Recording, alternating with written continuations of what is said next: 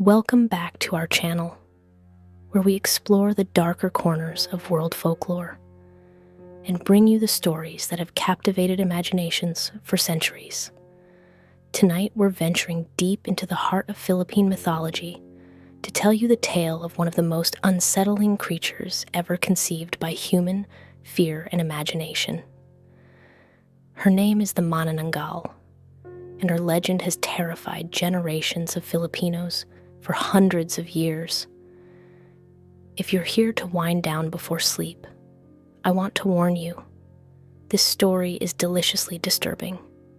But don't worry, we've crafted this narrative to be atmospheric and engaging while maintaining that perfect balance of creepy without being overwhelmingly frightening. So, get comfortable, dim those lights, and let's explore the supernatural world of Filipino folklore together. Before we dive into the heart of this tale, I'd like to thank all of you who have subscribed to our channel. Your support means everything to us, and if you haven't subscribed yet, please consider doing so. We release new folklore stories every week, and we'd love to have you join our growing community of folklore enthusiasts. Now let's begin our journey into the shadows of the Philippines, where a creature of unimaginable horror awaits. To truly understand the Manananggal, we need to first transport ourselves to the Philippines, a nation of over 7,000 islands, each with its own rich tapestry of stories, legends, and supernatural beings. The Philippines is a place where the veil between the natural and supernatural worlds seems particularly thin, where folklore isn't just entertainment, it's a way of understanding the world, explaining the unexplainable, and passing down ancestral wisdom through generations. The Filipino folklore tradition is ancient and complex, blending indigenous beliefs with Spanish colonial influences, creating a unique supernatural landscape unlike anywhere else on Earth. These stories have been told around fires for centuries, whispered in villages at night, and passed from grandmothers to grandchildren as both warnings and explanations for the mysterious things that happen in the darkness. The Manananggal exists in this world, a creature so deeply woven into Filipino culture that she appears not just in stories, but in plays, films, literature, and popular culture throughout the Philippines. But despite her fame, she remains one of the most fascinating and terrifying creatures in the entire canon of world folklore. The name Manananggal itself comes from the Filipino word tanggal, which means to remove or to separate. This name is perfectly suited to this creature, as you'll soon discover, for the Manananggal possesses an ability that is perhaps her most defining characteristic, the ability to literally separate her body in half. Imagine, if you will, a peaceful Philippine village during the colonial period, perhaps in Visayas or Mindanao, where the legend is particularly strong.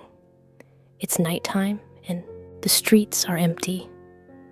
The family of a pregnant woman, or perhaps a newborn child, might hear a peculiar scraping sound on the roof. That sound could be the most terrifying harbinger of doom they could possibly hear, for it signals the arrival of the Manananggal. Let's talk about what the Manananggal actually is.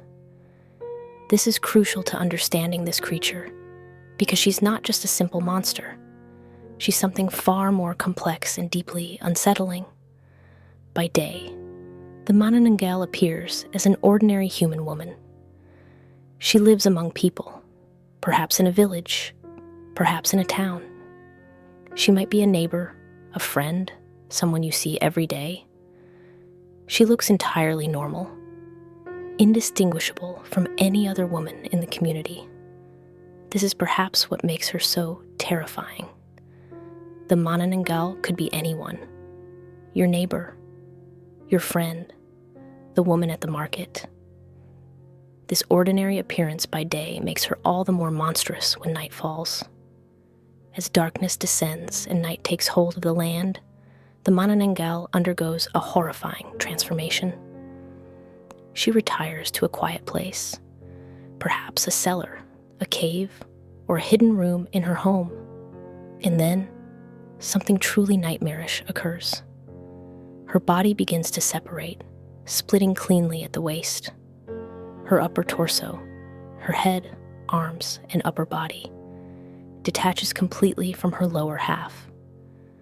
What's left behind is the lower portion of her body, still capable of motion, still animated with some form of supernatural life. But the upper half is the true nightmare. Once separated, the upper portion of her body develops wings, often described as bat-like or resembling the wings of a large bird. With these wings, she takes to the night sky, flying through the darkness in search of prey. Her detached head might have an elongated tongue, described in various accounts as being extremely long and sharp, capable of piercing through flesh like a blade. This grotesque tongue is her primary weapon, her tool of predation.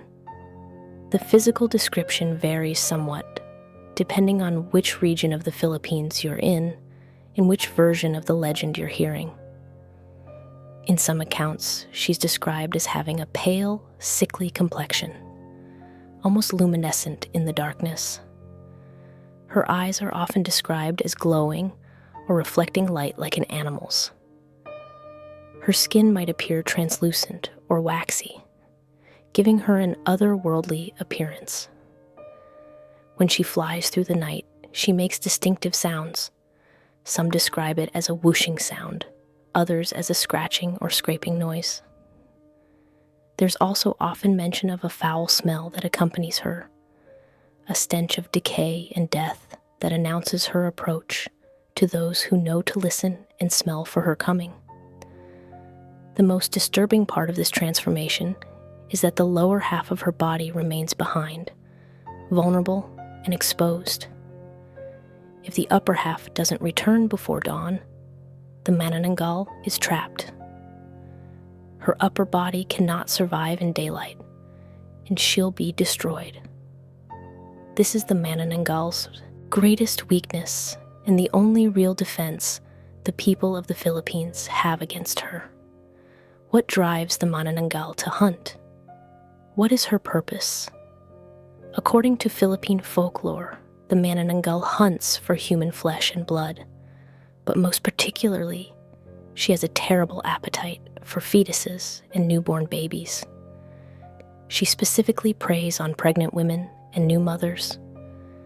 She'll fly through the night, seeking homes where a pregnant woman sleeps, using her supernatural senses to locate her prey. She'll land on the roof of a house, her claws scraping the tiles or wood, that terrible sound that strikes fear into the hearts of those who hear it. Then, she uses her elongated tongue to pierce through the roof, the walls, whatever barriers separate her from her target. She elongates her grotesque tongue down through the structure of the home, reaching inside to pierce the belly of the sleeping pregnant woman. With her supernatural tongue, she'll extract the fetus directly from the womb, pulling it up through the ceiling and into her hungry mouth. This is the core of the Manananggal legend. She's not just a monster who kills. She's an anti-maternal figure, a perversion of motherhood itself. She steals unborn children and newborns, consuming them. The folklore served a dual purpose in ancient Philippine society. It explained tragic miscarriages and sudden infant deaths in a supernatural context, and it reinforced the cultural importance of pregnancy and child protection. In some versions of the legend, the Manananggal might also feed on blood or other vital fluids. She's sometimes described as vampire-like in her hunger for vital essence. In other accounts, she hunts humans of all types, though her preference remains for pregnant women and infants. there's something psychologically fascinating about this creature. She represents the fears that hover around pregnancy and childbirth in any culture. The vulnerability, the fear of loss, the terrifying uncertainty that surrounded medicine before modern times.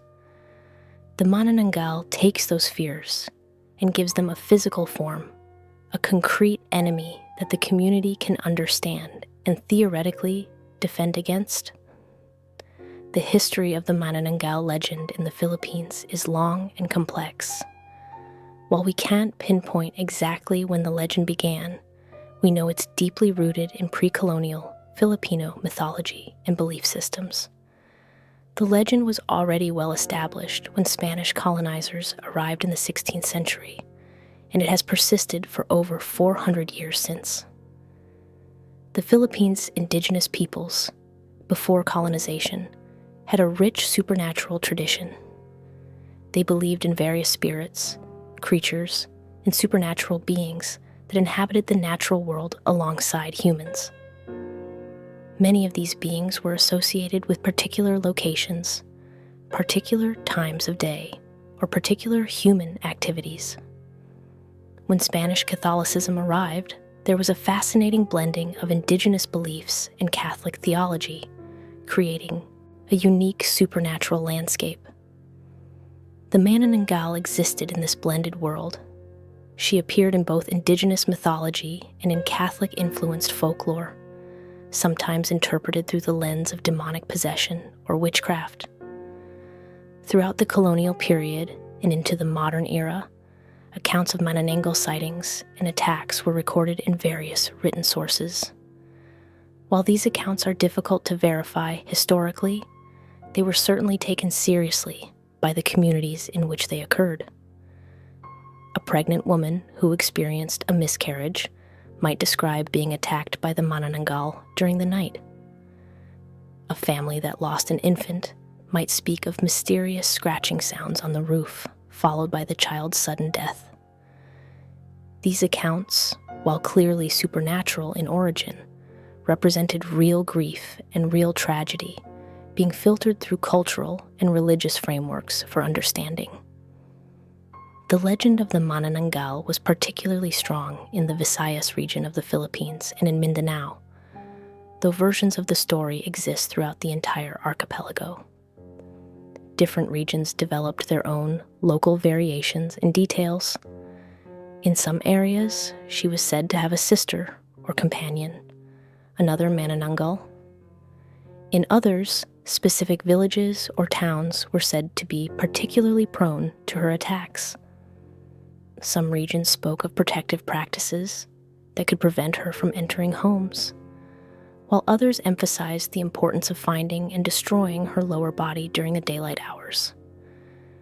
Interestingly, in some versions of the legend, there are accounts of individuals who discovered a Manananggal's separated lower body during the day. When this happened, communities would take action. The severed lower half might be hidden, coated with salt, or otherwise destroyed.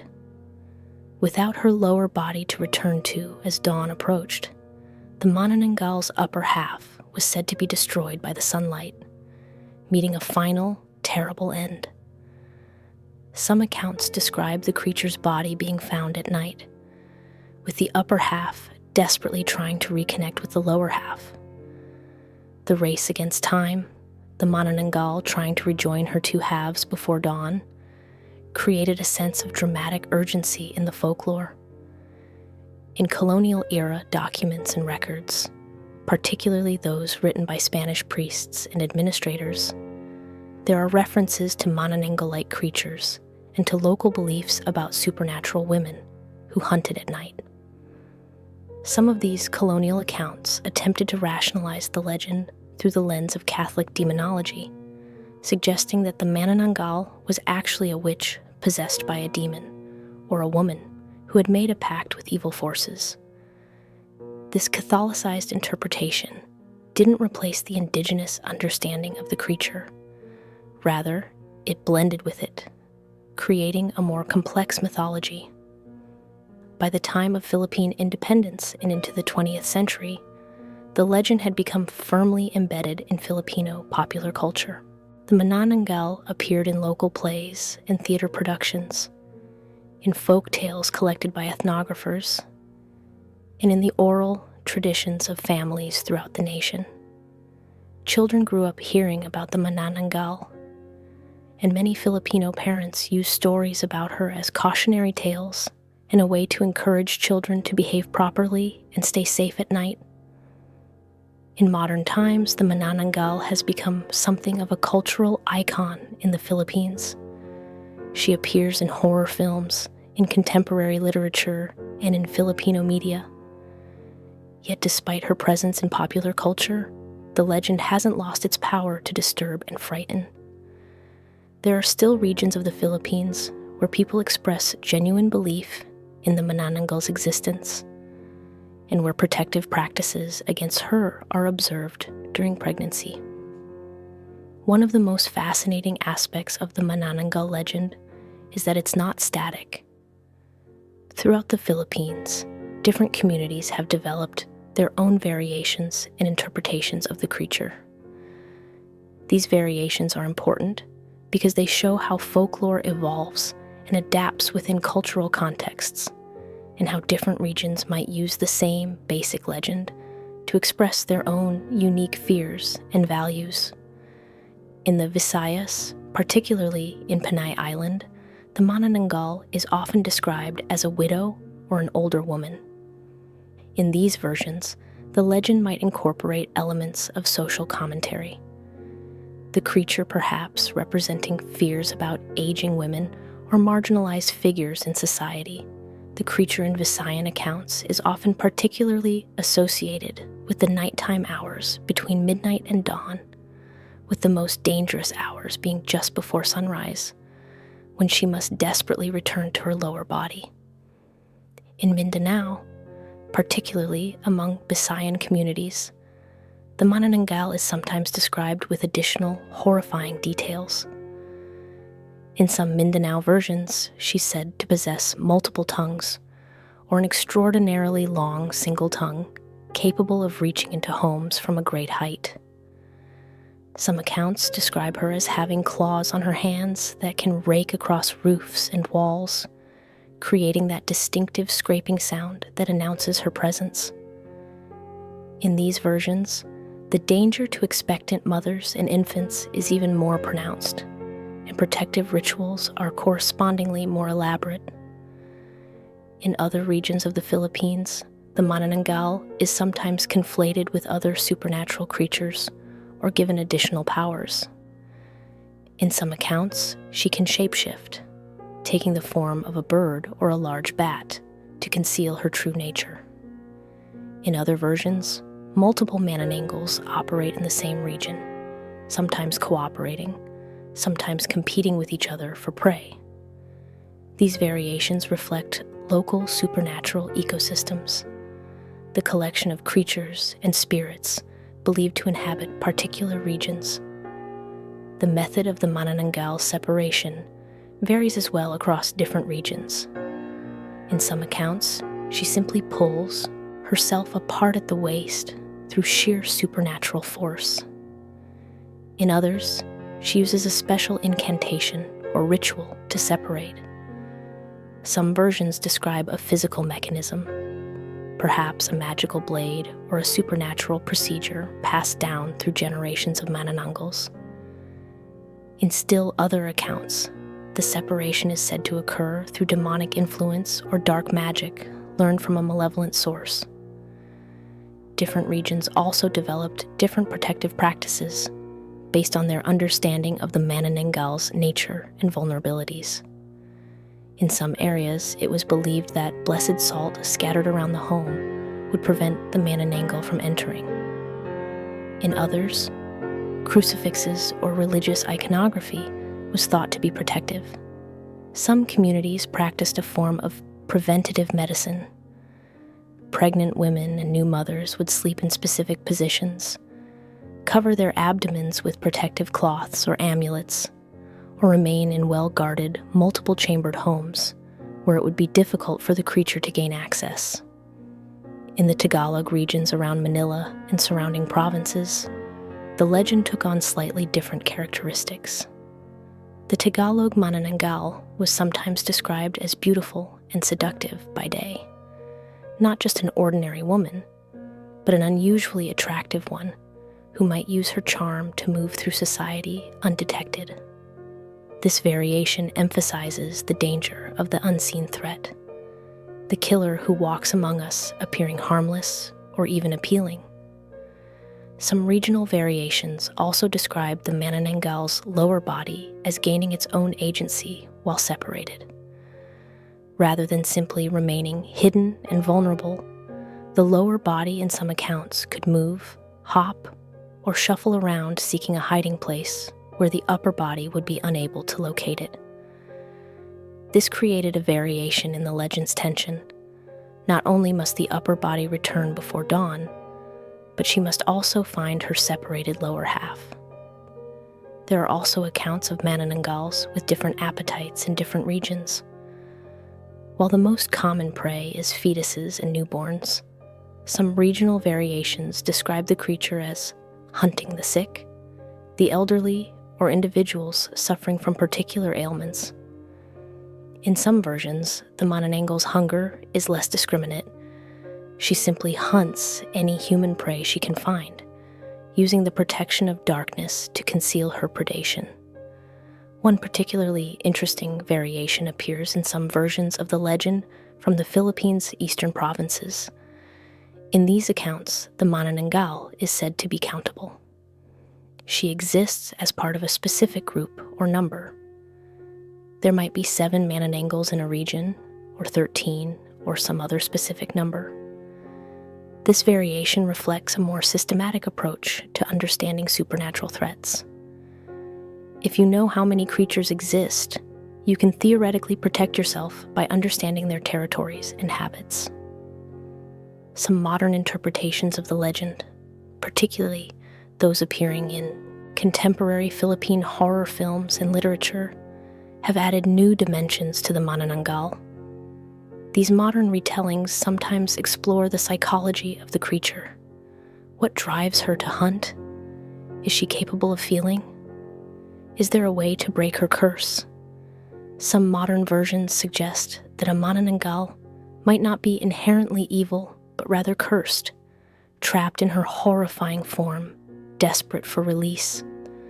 Others suggest that the Manananggal could be vanquished through an act of compassion or love, suggesting a more complex moral dimension to the legend. What's particularly important to note is that despite these variations, the core elements of the legend remain consistent across the Philippines. The separation of the body, the nighttime hunting, the preference for pregnant women and infants, the vulnerability at dawn, these elements appear again and again in accounts from different regions, suggesting that the legend has deep roots in Filipino culture and addresses fundamental human fears and concerns. When we examine the Manananggal legend from a psychological perspective, we begin to understand how profound and meaningful it is as a cultural artifact. This isn't just a scary story told to frighten people. It's a complex expression of very real human anxieties and concerns. First, let's consider the legend's relationship to pregnancy and childbirth. In traditional Philippine society, as in most traditional societies, pregnancy and childbirth were dangerous undertakings. Maternal mortality was high, and infant mortality even higher. Women faced genuine threats during pregnancy. Complications, infections, miscarriage, and childbirth death were ever-present risks. In this context, the Manananggal isn't just a supernatural monster. She's a personification of the dangers that surrounded pregnancy and childbirth. She embodies the vulnerability of expectant mothers, the fragility of unborn and newborn children, and the fear of loss that accompanied reproduction. The Manananggal legend also reflects anxieties about the female body itself. the creature's ability to separate her body into two parts, to transform at night, to possess predatory organs like the elongated tongue. All of these speak to a complex relationship with female corporeality. In some ways, the legend reflects anxieties about female sexuality, reproduction, and bodily autonomy. The Manananggal represents a kind of perversion of female reproductive power. Instead of creating and nurturing life, she hunts it, consumes it, perverts it. There's also a social dimension to the legend. The Manananggal walks among us during the day. She's not a distant monster confined to a remote location, but a neighbor, a community member who harbors terrible secrets. This reflects anxieties about hidden threats within society, about the potential for evil to hide in plain sight. Anyone could be a Manananggal. This speaks to the human fear of the unknown threat, the danger that appears friendly and familiar in daylight, but reveals its true nature under cover of darkness. The legend also can be understood as expressing fears about aging, particularly aging women. In some versions, the Manananggal is explicitly described as an older woman or a widow. This reflects historical attitudes toward aging women in society, concerns about their sexuality, their marginalization, and their potential danger. The Manananggal becomes a projection of anxieties about post-reproductive women, about female autonomy, and about women who don't fit neatly into conventional social roles. The hunger of the Manananggal is also psychologically significant. Her specific appetite for fetuses and newborns speaks to the fragility and vulnerability of very young life. In pre-modern Philippines, as in most pre-modern societies, infant and fetal loss was tragically common. The Manananggal legend provides a way to understand this loss. It wasn't random tragedy, wasn't the will of God, or at least not entirely, but rather an active, malevolent force. While this explanation doesn't reduce the tragedy, it does provide a framework for understanding it, for processing grief, and for potentially defending against future loss. There's also an element of sympathetic magic in the legend. If you know what the Manananggal is, what her weaknesses are, how she operates, then you can theoretically protect yourself. This is the psychological function of horror folklore. It provides knowledge and strategies for dealing with threats. Even if the threat isn't literally real, the knowledge itself provides psychological comfort and a sense of agency. You're not helpless. You have tools, strategies, and understanding. The legend also speaks to anxieties about the night itself. In pre-modern societies without artificial lighting, nighttime was genuinely dangerous. It was difficult to see, to navigate, to defend yourself. The night was when predators hunted, when disasters occurred, when the vulnerable were most at risk. The Manananggal embodies all of these dangers. She's a creature of the night, a predator who hunts during darkness, a threat that can't be fully countered until dawn returns. From a psychoanalytic perspective, the Manananggal can be understood as a shadow figure, a projection of repressed aspects of the psyche or of society. She represents what society doesn't acknowledge or accept.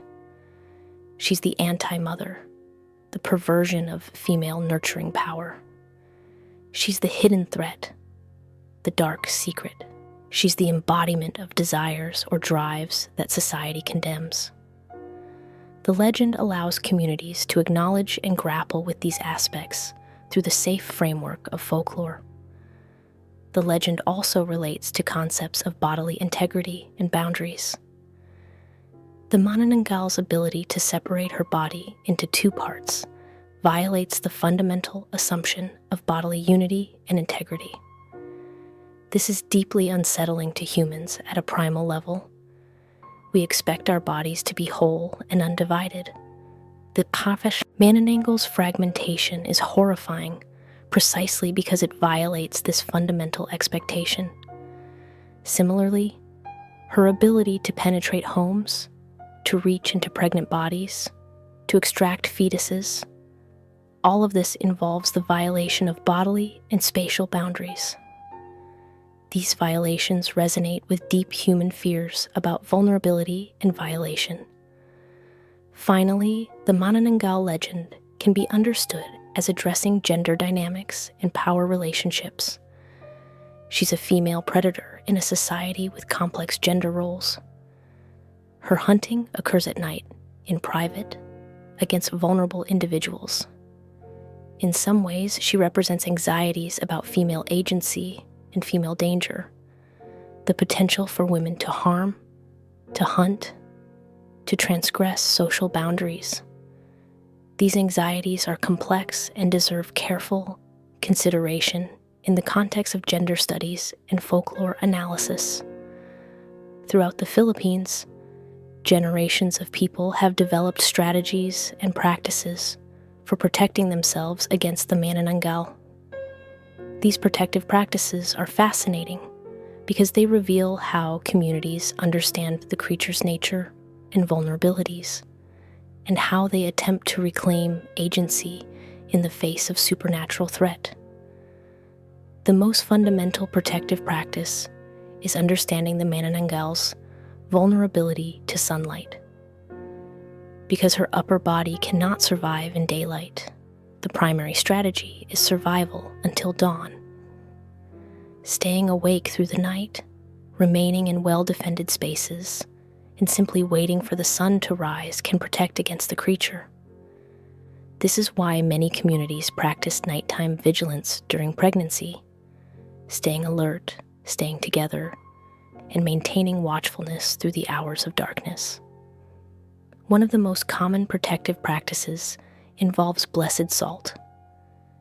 In many Philippine communities, blessed salt is scattered around the home, particularly around the bedrooms of pregnant women. The salt is believed to create a barrier that the Manananggal cannot cross.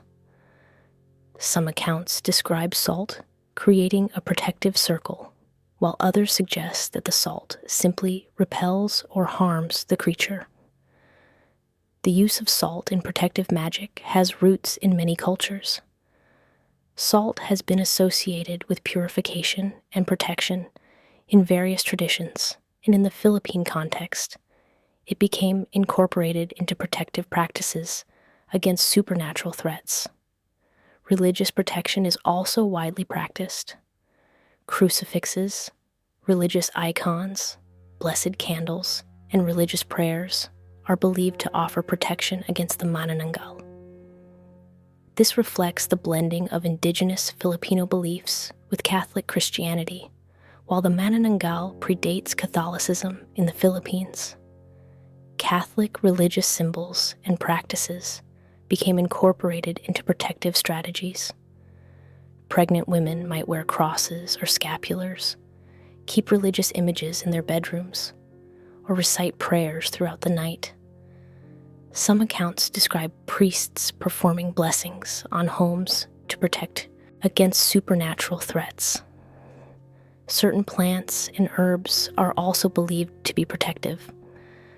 Garlic, familiar from many vampire legends worldwide, appears in some Philippine protective practices against the Manananggal.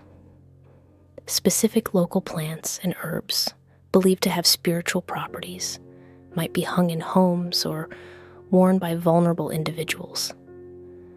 Smoke from specific incense or burning herbs might also be used to cleanse spaces and create protective barriers. The concept of watchfulness and community protection is central to defense against the Manananggal. Pregnant women and new mothers were often not left alone during nighttime hours. Other family members or community members would remain awake, maintaining vigilance. In some cases, entire communities organized night watches during the vulnerable months of pregnancy and the early period after birth. This communal approach to defense served multiple functions, It provided literal protection. More people means more eyes and ears alert for danger. Psychological comfort. The expectant mother feels supported and protected. And social reinforcement. The community demonstrates its investment in the well-being of its vulnerable members. Some protective practices involve creating physical barriers. Homes might be fortified in specific ways. Roofs might be reinforced. Windows and doors locked and sealed. In some accounts, pregnant women were confined to inner rooms that were particularly difficult to access, rooms without direct access to the outside. These physical barriers reflect both practical concerns about nocturnal predators, human or animal, and supernatural defenses against the Manananggal. The practice of finding and destroying the Manananggal's lower body during daylight hours represents an offensive rather than defensive strategy. If her lower body could be discovered and destroyed while her upper half was away hunting, the creature would be vanquished. Some accounts describe vigilant communities systematically searching for separated Manananggal bodies during daylight hours. The search might focus on caves, cellars, hidden rooms, or other places where a Manananggal might leave her lower body concealed. Once found, the lower body might be destroyed through various means: burning, salting, burying in consecrated ground, or other methods believed to prevent the creature from returning. Light is another crucial protective element. Bright light keeps darkness at bay and presumably makes it more difficult for a creature of darkness like the Manananggal to operate. Homes might be kept well lit during the night, with candles, fires, or lamps burning throughout the hours of darkness. This practice served practical purposes. Light allows people to remain alert and aware. In spiritual purposes, light is associated with protection in many traditions. Talismans and amulets also feature in protective practices. Specific objects believed to have protective power might be worn by pregnant women or hung in homes. These might be naturally occurring objects, stones with specific properties, shells, bones, crafted objects, amulets made with specific intentions, or religious objects, blessed metals, sacred tokens. Some protective practices involve behavioral changes. Pregnant women might avoid certain locations known to be dangerous, might refrain from leaving home at night, might avoid particular activities believed to attract the Manananggal's attention.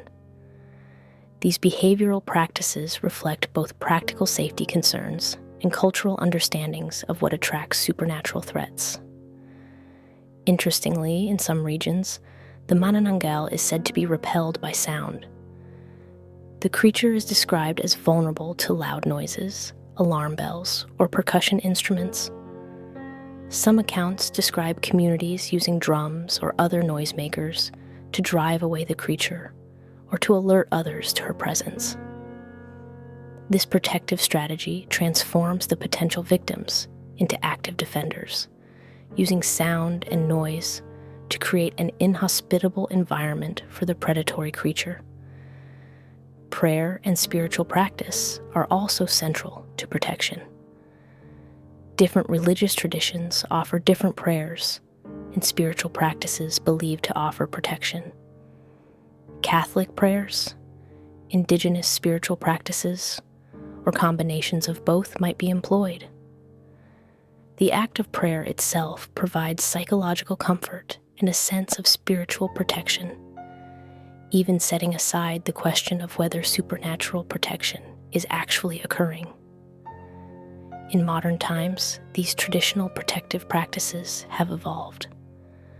While some people in the Philippines still maintain traditional protective practices against the Manananggal, others have adopted more contemporary approaches or have shifted to understanding the legend as primarily cultural and folkloric, rather than as representing an actual threat. Yet even in modern contexts, the legend persists, and respect for the tradition surrounding it remains in many communities. The Manananggal hasn't remained confined to oral tradition and historical records. In the modern era, she has become a significant figure in Philippine popular culture, appearing in film, television, literature, and various other media forms. These modern interpretations have transformed the legend, while also preserving its essential elements. In Philippine horror cinema, the Manananggal has been featured in numerous films, both as a central character and as an element within larger horror narratives. These films adapt the legend to contemporary settings, using modern cinematography and visual effects to bring the creature to life in ways that would have been impossible in earlier eras. The films often maintain the core elements of the legend: the separation of the body, the nocturnal hunting, the preference for vulnerable prey, while adding contemporary flourishes and adapting the narrative to modern concerns and sensibilities. One significant aspect of modern film and media representations is the development of the Manananggal's character and psychology. While traditional folklore often presents the creature as simply a predator with a little inner life or motivation beyond hunger, modern interpretations often explore the creature's internal experience. Films might present the Manananggal as a tragic figure, a woman cursed with her terrible nature, trapped in her predatory form, possibly seeking redemption or desperately wishing to be freed from her curse. This humanization of the creature adds psychological depth and emotional complexity to the legend. In literature, contemporary Filipino authors have incorporated the Manananggal into various narratives. Short stories, novels, and poetry have used the Manananggal as a symbol, a character, or a central element of horror narratives. Some literary interpretations present the Manananggal as a metaphor for various human experiences: the fragmentation of identity, the hidden selves we carry, the dangers of unchecked desire or hunger. These literary interpretations often transcend simple horror, using the creature as a vehicle for exploring deeper themes of identity, mortality, gender, and human nature. Graphic novels and comic books have also featured the Manananggal, adapting the legend for visual storytelling in contemporary formats. These adaptations often emphasize the creature's visually striking nature: her separated body, her wings, her predatory aspects, all lend themselves to dynamic visual representation. Comics allow for creative interpretations of the creature's appearance and abilities, sometimes presenting new takes on the classic legend. Television has also engaged with the Manananggal legend. Philippine television programs have featured the creature in various contexts, from dramatic horror presentations to more comedic or satirical treatments.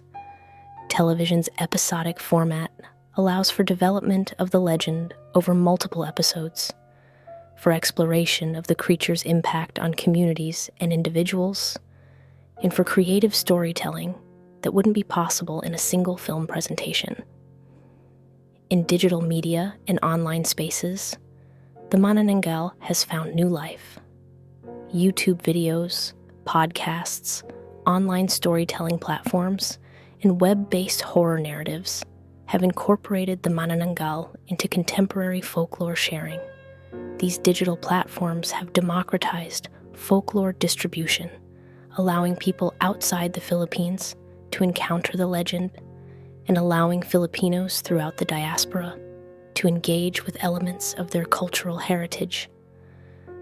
Online communities discuss the legend, share interpretations, and create new content inspired by or related to the Manananggal. Academic study of the Manananggal has also expanded in recent decades. Folklore scholars, anthropologists, and cultural studies researchers have analyzed the legend from various perspectives, examining its cultural significance, its psychological dimensions, its role in Filipino identity, and its evolution through different historical periods.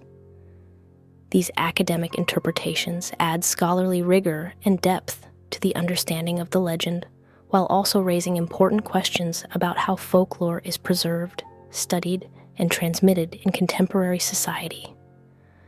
One particularly interesting modern development is the Manananggal's adoption by international horror communities. As global communication makes folklore from various cultures more accessible, the Manananggal has entered international conversations about horror and folklore. Comparisons are made between the Manananggal and similar creatures from other traditions: vampires from European folklore, flying demons from various cultures, or supernatural predators from other Asian folklore traditions. These comparisons highlight both the universal aspects of horror folklore and the unique cultural specificities of the Manananggal legend. Some modern creators have reimagined the Manananggal in fantastical or science fiction contexts. What if the Manananggal's ability to separate her body could be explained through science rather than magic? What if the creature existed in a post-apocalyptic world or in a future society? These speculative reinterpretations allow the legend to evolve and remain relevant to contemporary audiences. Importantly, the modernization of the Manananggal hasn't eliminated the creature from traditional belief. While many Filipinos might encounter the Manananggal through contemporary media rather than through traditional oral transmission, some communities and individuals continue to maintain traditional beliefs about the creature's actual existence. The legend exists simultaneously in multiple contexts: as a cultural artifact studied by scholars, as entertainment in films and media, as a creature of genuine belief for some people, and as a symbol and metaphor in literature and art. The commercialization of the Manananggal also reflects broader trends in how folklore is transformed in contemporary capitalism. The creature appears in tourist marketing, in merchandise, in theme park attractions, and in other commercial contexts. This commercialization risks flattening the legend or reducing it to consumable entertainment, yet it also ensures that the legend remains part of contemporary cultural discourse, rather than fading into historical obscurity. What's particularly significant is that despite all these modern transformations, the essential elements of the legend persist. The body separation, the nocturnal predation, the vulnerability to sunlight, the threat to pregnant women and infants. These core elements appear consistently across modern interpretations, even as the surrounding context and characterization shifts. This persistence suggests that the legend speaks to something fundamental in human experience and imagination, something that remains resonant even as it's adapted for contemporary audiences. The Manananggal legend carries profound significance within Filipino culture that extends far beyond simple entertainment or the communication of fear. To understand the Manananggal fully, we must recognize what the creature represents in the context of Filipino society, history, and worldview. First and foremost, the Manananggal reflects the Filipino understanding of the supernatural as integrated into everyday life. In Western cultures, the supernatural and the natural are often conceived as separate, distinct realms.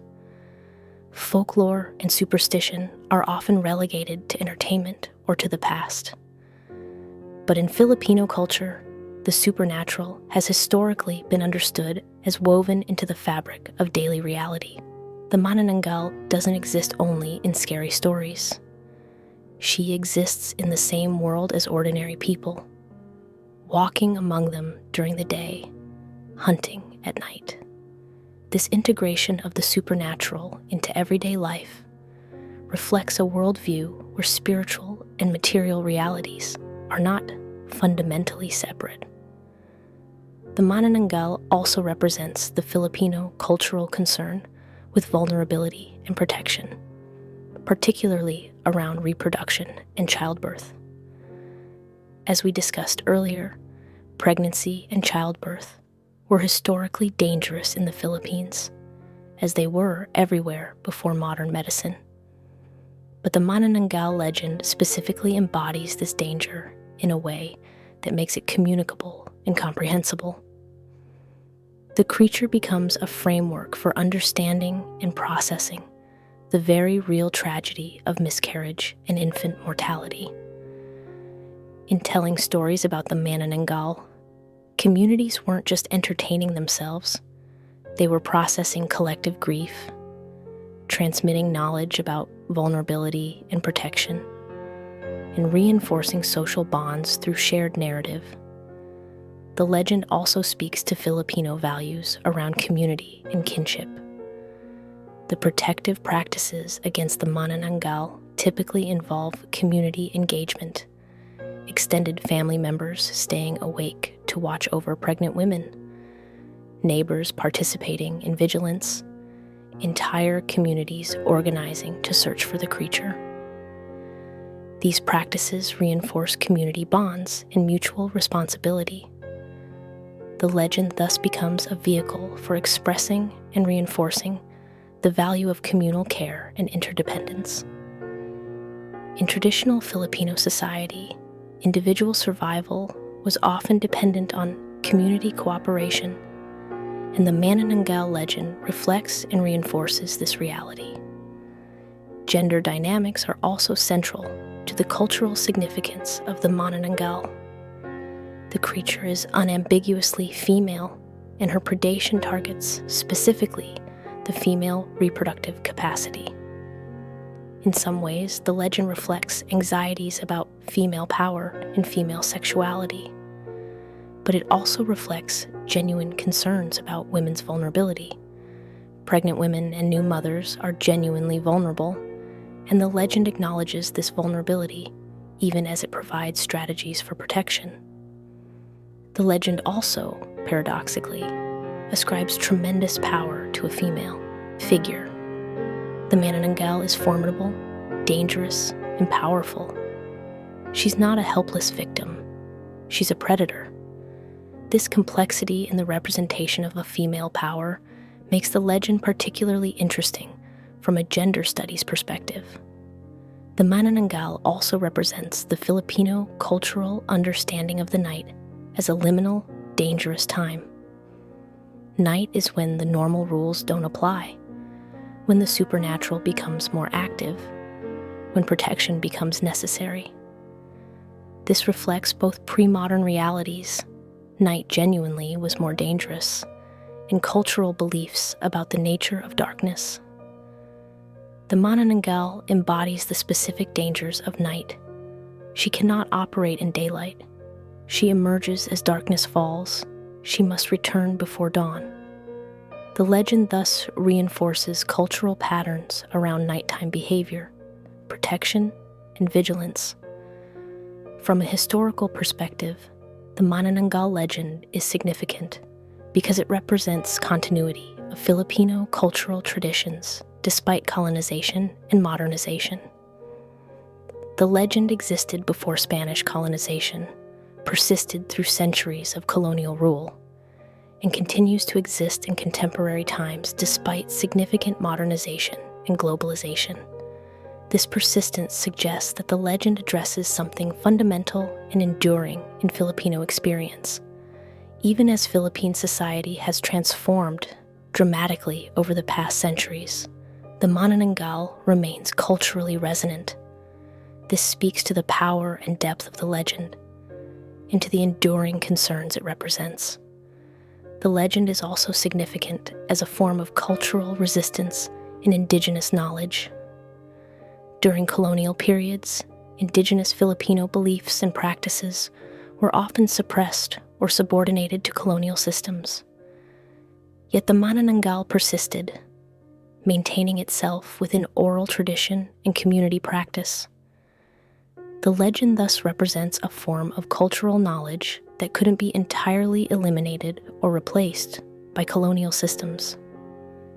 In maintaining and transmitting the Manananggal legend, Filipino communities maintain connection to pre-colonial culture and indigenous worldviews. Finally, the Manananggal is significant as a symbol of Filipino cultural identity in contemporary times. As Filipinos have dispersed globally through migration and diaspora, cultural elements like the Manananggal legend become markers of Filipino identity. The legend appears in Filipino community centers, in Filipino cultural events, in conversations among Filipinos seeking connection to their heritage. The legend becomes a way to maintain cultural continuity across geographic distance. In this sense, the Manananggal represents not just historical Filipino culture, but contemporary Filipino identity and the ways communities maintain cultural connection. Encounters and Accounts, Butin 34 Sarashibi 38. Music shifts to a more narrative storytelling tone. While the Manananggal is primarily known through folklore and legend, there are numerous accounts throughout Philippine history of people claiming to have encountered the creature or witnessed evidence of her existence. These accounts are important to examine, not because we can definitively confirm or deny them, but because they reveal how the legend functions in real communities and how people interpret and explain real events through the framework provided by the legend.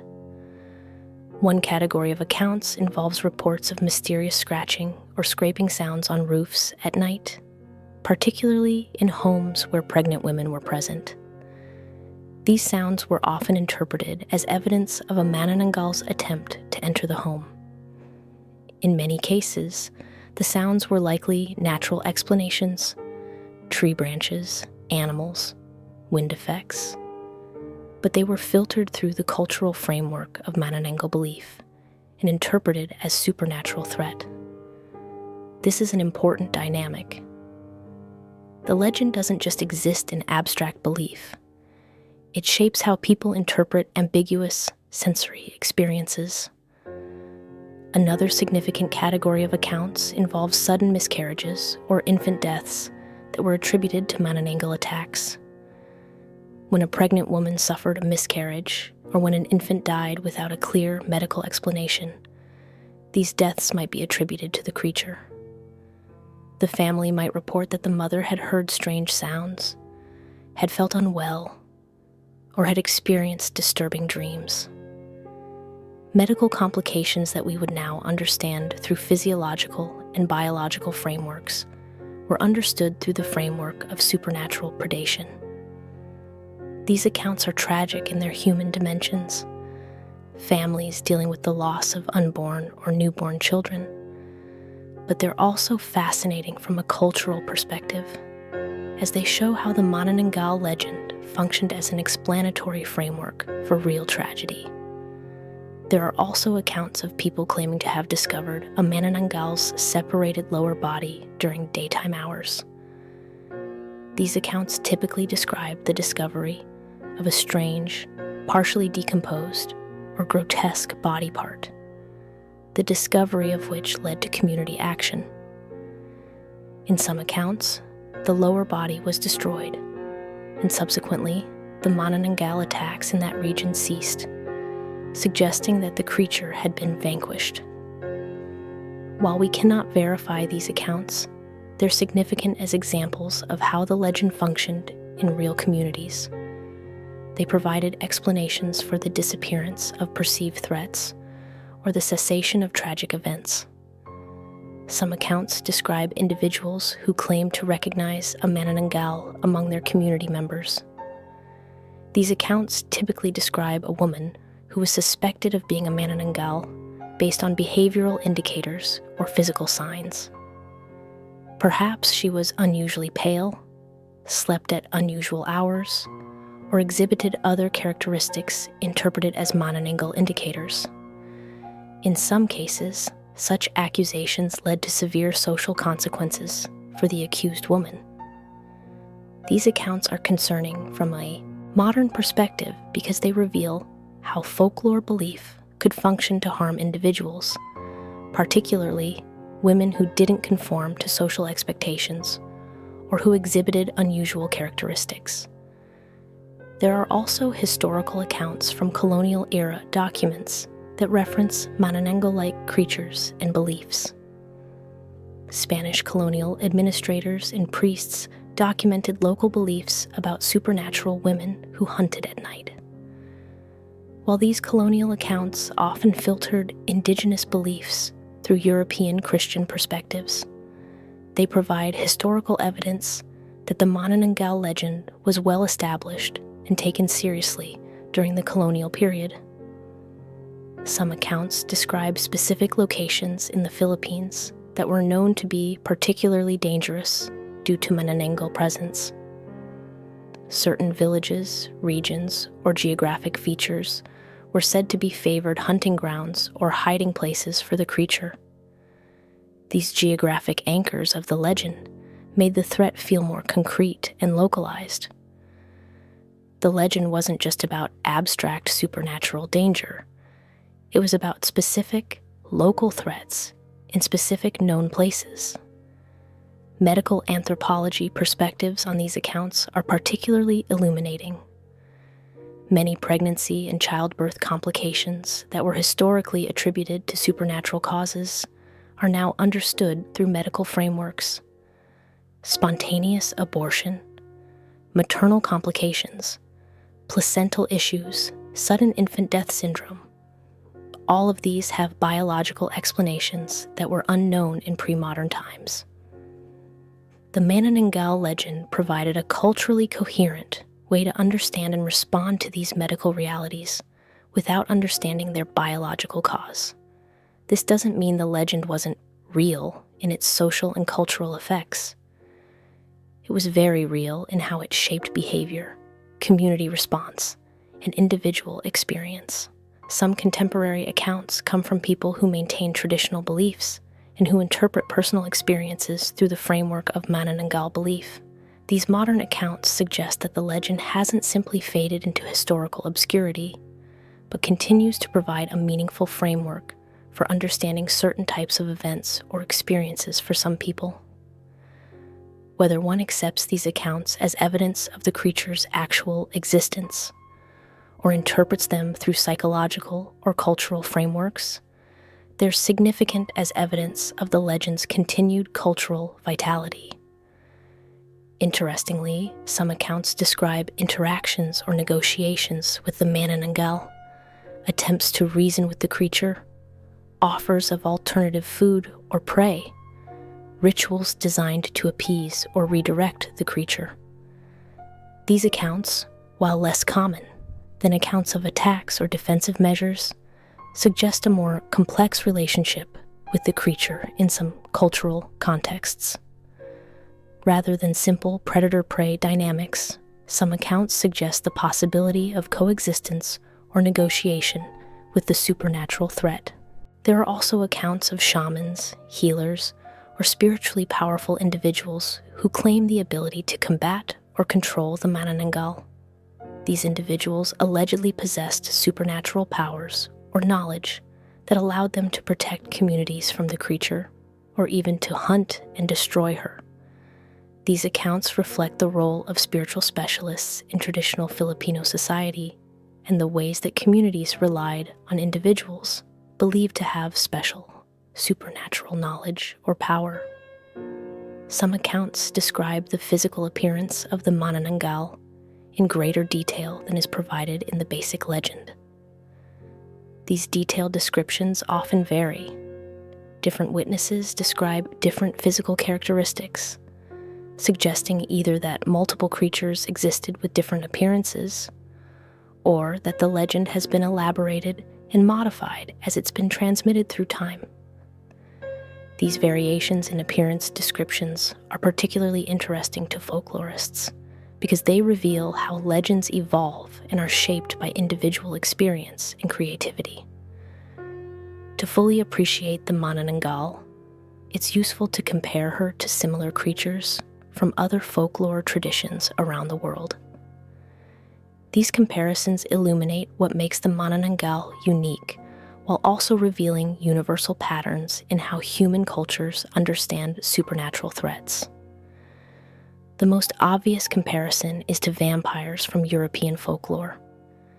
Like vampires, the Manananggal hunts at night, seeks human prey, particularly blood, and is vulnerable to daylight. Like many vampire legends, the Manananggal's predation is often attributed to a curse or supernatural condition rather than simple evil.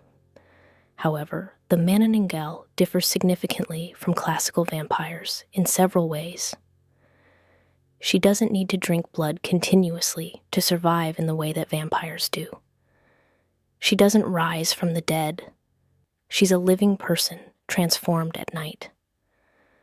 Most notably, her specific supernatural ability, the separation of her body into two parts, is unique and doesn't appear in European vampire traditions. The Manananggal's preference for fetuses and newborns is also more specific than the generalized predation of vampires. There are also comparisons to be made between the Manananggal and other Southeast Asian supernatural creatures. The Aswang of the Philippines, which is sometimes conflated with the Manananggal, but is actually a distinct creature, shares some characteristics with the Manananggal, but has its own unique attributes. In Indonesian and Malaysian folklore, there are similar creatures like the Pontianak, a female ghost or demon who hunts at night and has a particular appetite for blood or organs. Like the Manananggal, the Pontianak is often associated with pregnancy and childbirth trauma. These regional creatures share enough similarities that scholars believe they may have common cultural roots, with variations reflecting local conditions and cultural specifics. Comparisons can also be made to flying demons from various folklore traditions. The Manananggal's ability to fly, her predatory nature, and her nocturnal activity place her in a category of creatures that appears in multiple cultures. The bat-like or bird-like wings mentioned in some descriptions of the Manananggal connect her to a broader category of flying supernatural predators found in folklore worldwide. This suggests that the image of a flying predator, capable of entering homes and hunting prey, is a recurring pattern in human supernatural imagination. The concept of body separation, or fragmentation, appears in various folklore traditions, though usually in different contexts than the Manananggal. In some Japanese folklore, there are creatures capable of separating body parts. In some African folklore traditions, there are similar concepts. The specific use of body separation as a predatory mechanism in the Manananggal legend appears to be relatively unique, making this aspect of the legend particularly distinctive. The Manananggal also bears some similarities to witches and sorceresses from various traditions. Like witches in European folklore, the Manananggal might be an ordinary woman by day who possesses supernatural powers or abilities that manifest at night. The concept of a hidden supernatural identity, a secret self that emerges under cover of darkness, is common in witch folklore across cultures. The Manananggal's predation and her predatory hunger could be compared to the maleficium, harmful magic, attributed to witches in European traditions. However, the Manananggal is less often portrayed as consciously using magical knowledge, and more often portrayed as possessing an inherent supernatural nature that compels her to hunt. Comparisons can also be drawn between the Manananggal and Lamia, or Lilith-like figures from Mediterranean and Middle Eastern traditions. These creatures are often portrayed as supernatural women with predatory natures, sometimes with hybrid physical forms, partially animal or serpentine. And like the Manananggal, these creatures often threaten pregnancy, childbirth, and infants.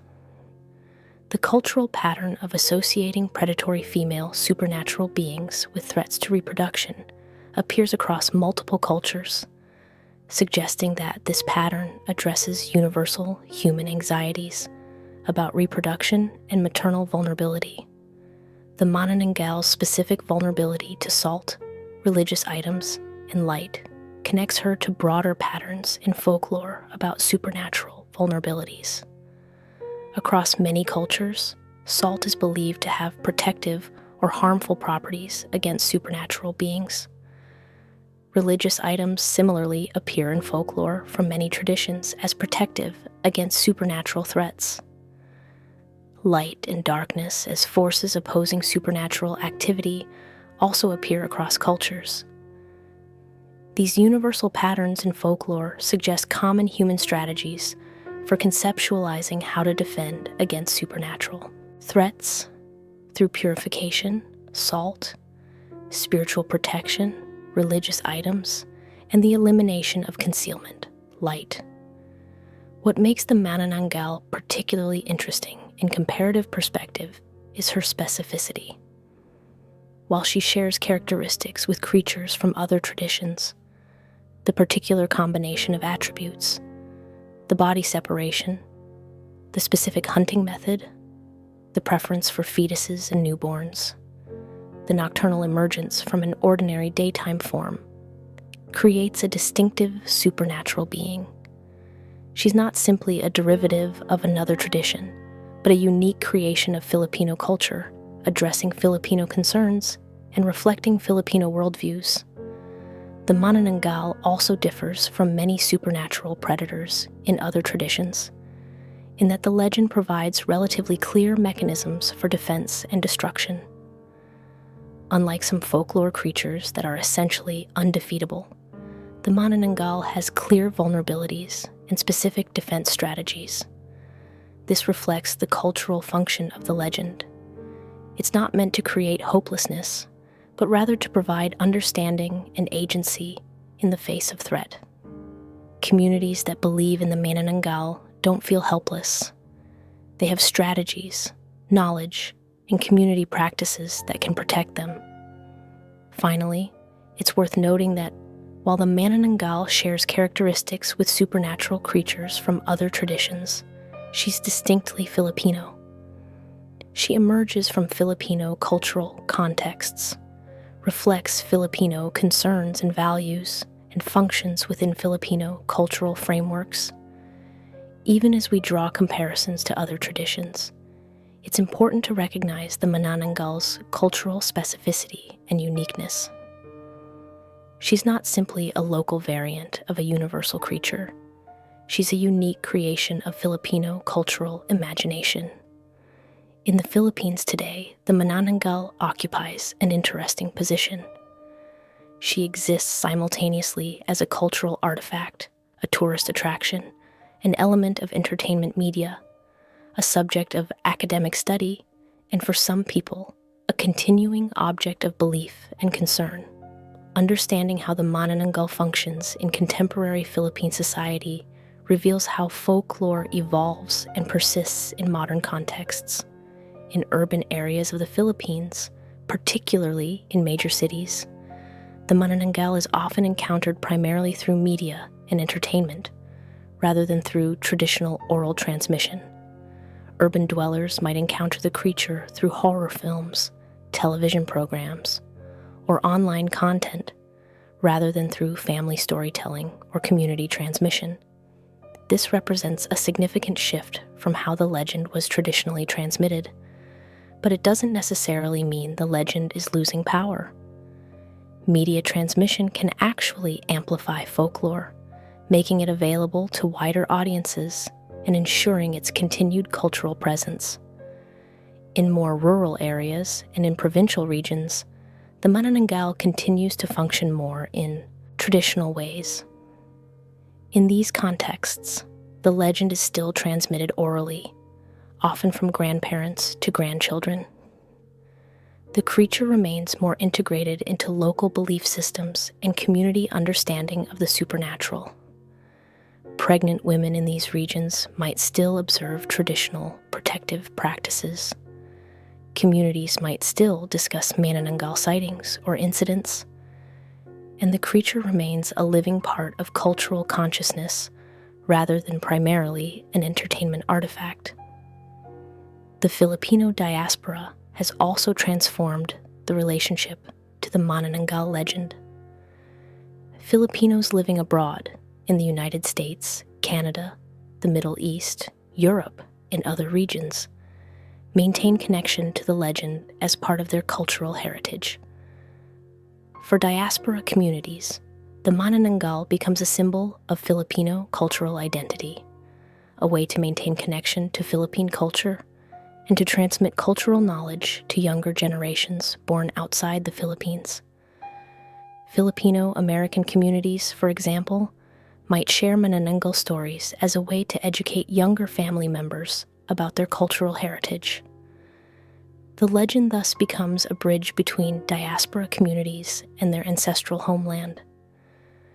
The academic study of the Manananggal has also expanded in contemporary times.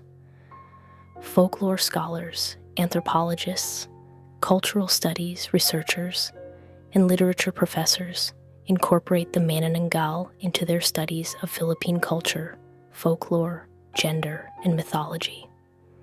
This academic engagement has several effects.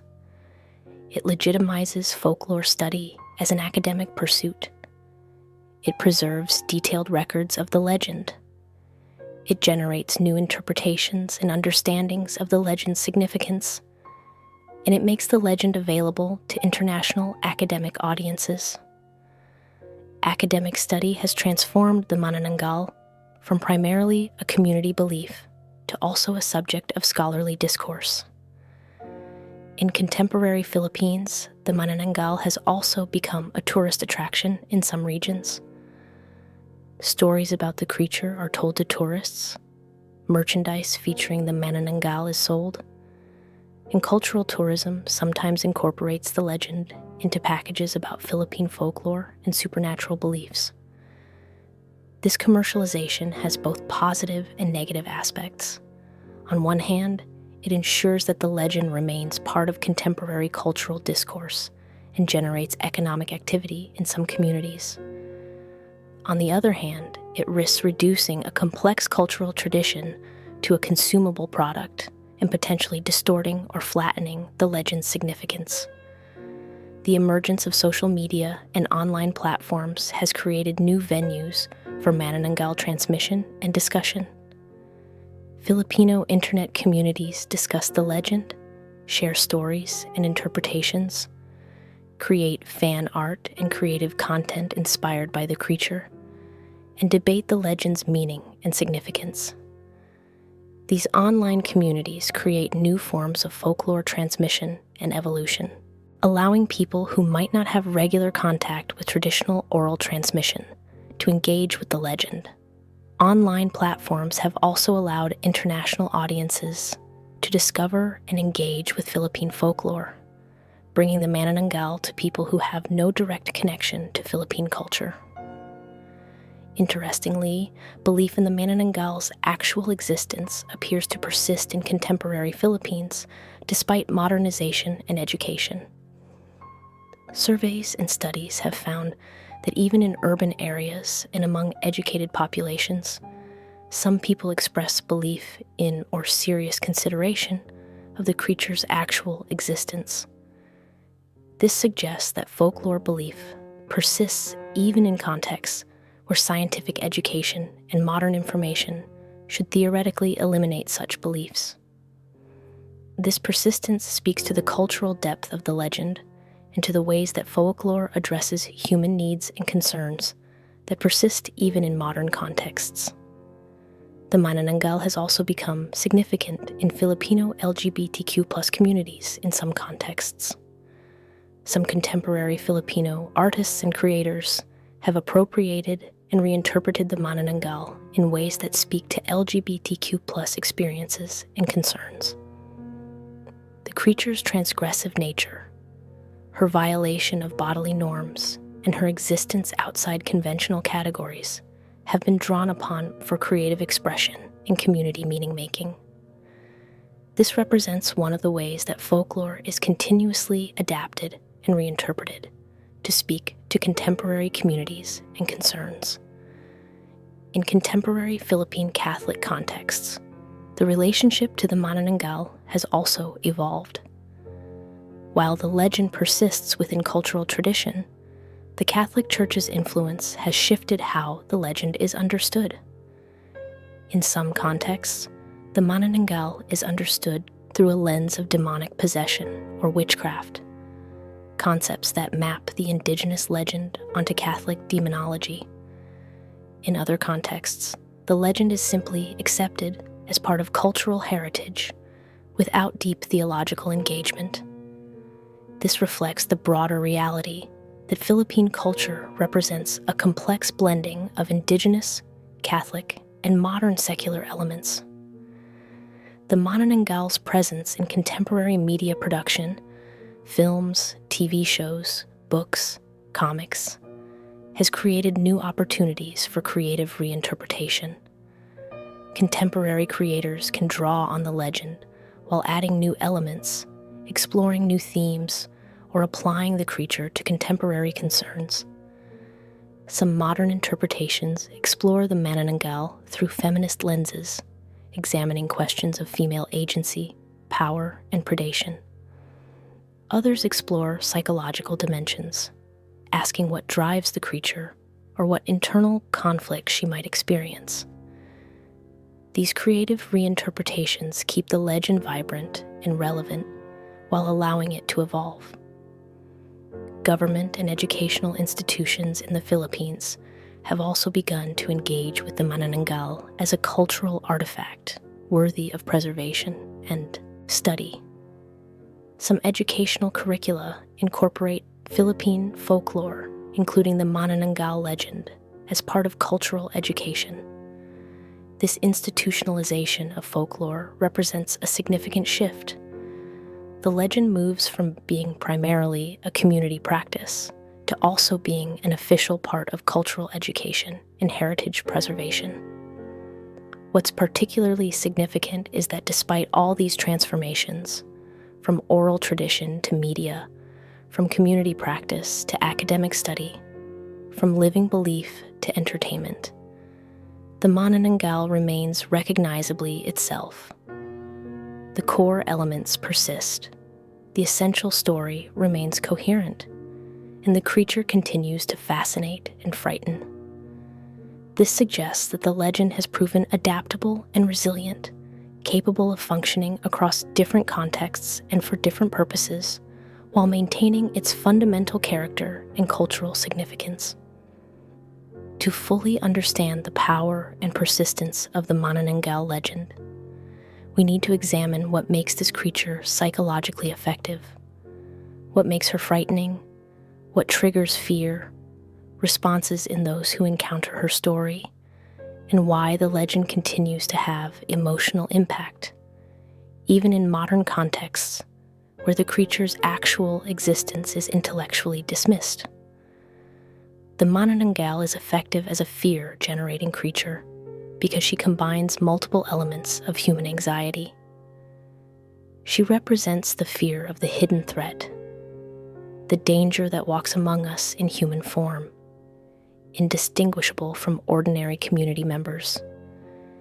This taps into a deep human anxiety about concealed danger and the possibility that threats might be hiding in plain sight. We cannot identify the Manananggal during the day, cannot know who among us harbors this terrible nature. This uncertainty itself generates anxiety. The creature also generates fear through her predatory focus on vulnerable populations.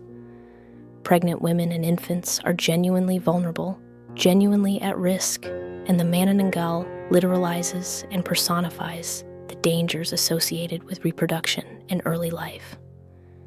This speaks to anxieties that surround these life phases: the fear of loss, the awareness of vulnerability, the consciousness of how much of reproduction and early child rearing is beyond human control.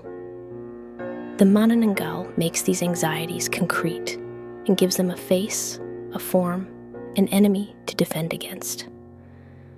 The violation of bodily integrity, represented by the Manananggal's body separation, is also deeply disturbing at a psychological level. Humans expect their bodies to be whole, integrated, unified. The Manananggal's ability to separate her body violates this fundamental expectation. Additionally, her predatory method, penetrating homes, reaching into pregnant bodies, extracting fetuses, involves the violation of bodily and spatial boundaries. These violations resonate with deep human fears about physical vulnerability and the violation of bodily integrity. The image of something reaching inside, you penetrating your protective boundaries, extracting something vital. These are profoundly disturbing images at a visceral level. The nocturnal nature of the Manananggal also contributes to her psychological effectiveness. Night is a time when humans are naturally more vulnerable and anxious. Our sensory capabilities are reduced in darkness. We're typically immobilized by sleep, and predators are more active at night in nature. The Manananggal's emergence with darkness taps into these primal anxieties. The night becomes a time of heightened vulnerability, of supernatural danger, of uncertainty about what lurks in the darkness. The creature's dependence on darkness also means that the night itself becomes threatening. Every night carries the potential for the creature's presence. The specific predatory method of the Manananggal, the elongated tongue that penetrates defenses, combines sexual and violent imagery in disturbing ways.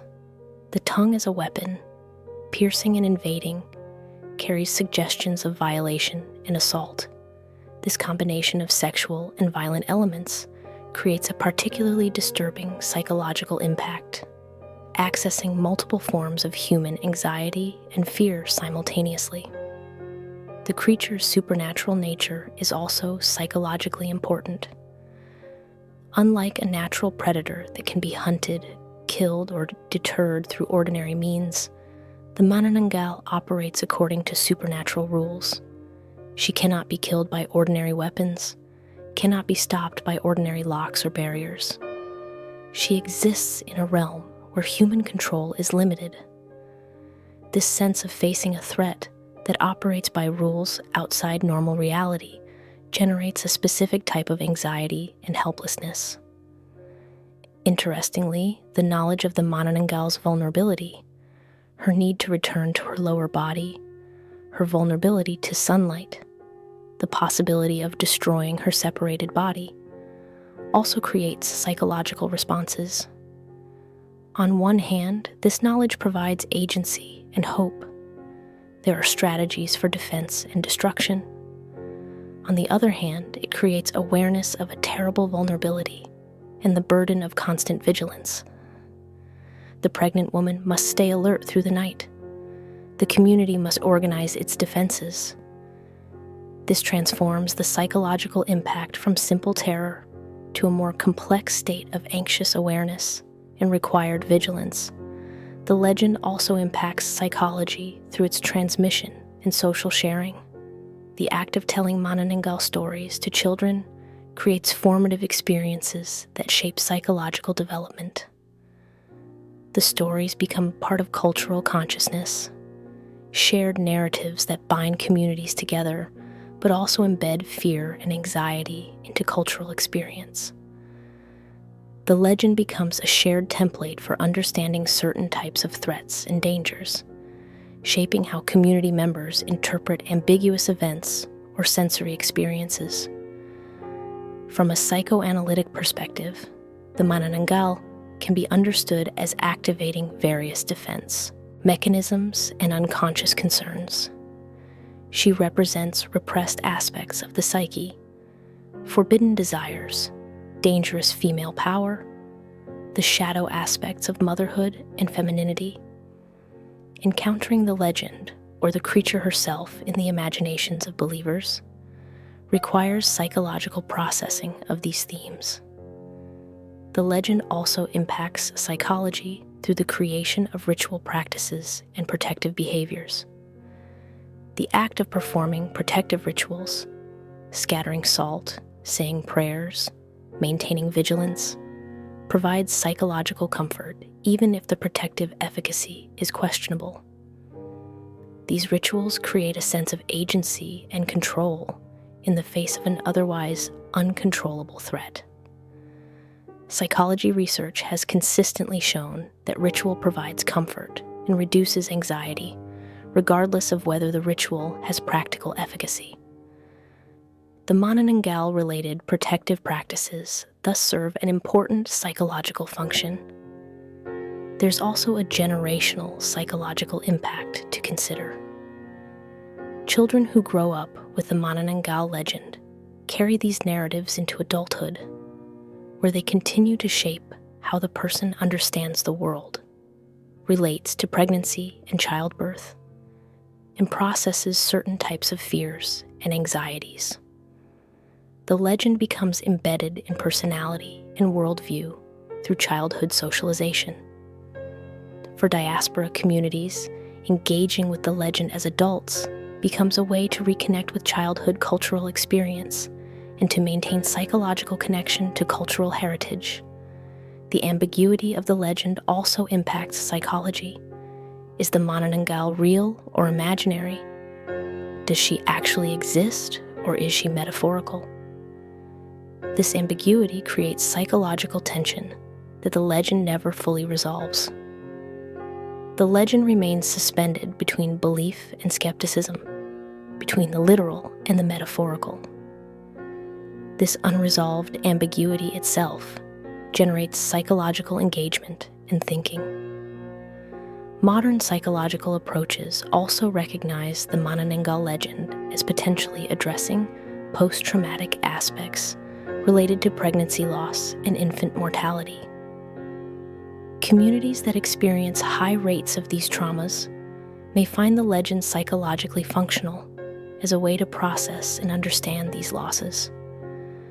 The legend provides narrative meaning for tragic events, transforming random misfortune into a comprehensible supernatural encounter. This narrative meaning-making can be psychologically protective, helping people process grief and trauma within a cultural framework.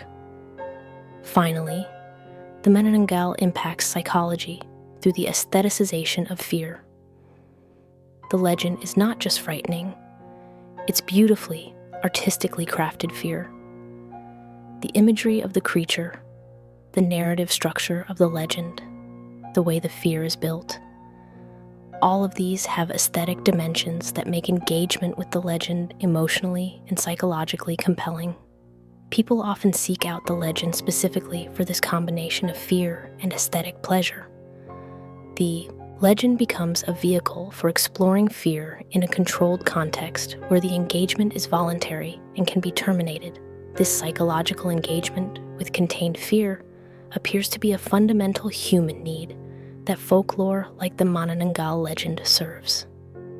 As we reach the end of our journey through the legend of the Manananggal, let's take a moment to reflect on what we've learned and what this creature represents in the broader landscape of human culture and folklore. The Manananggal is far more than a simple monster designed to frighten children or to explain mysterious deaths.